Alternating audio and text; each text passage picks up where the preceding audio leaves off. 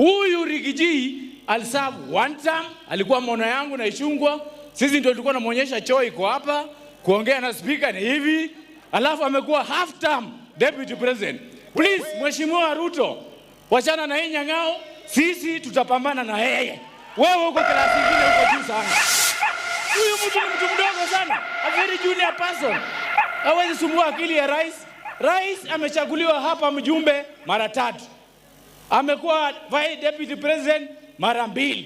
Saa hii ni rais wa Jamhuri ya Kenya, amechaguliwa mara 6. President William Ruto, wachia mimi na Ichung'wah tutafunza huyu Rigiji siasa Kenya hii. A very junior fella. Mwisho kabisa, mimi nimejipanga. Ichung'wah jipange.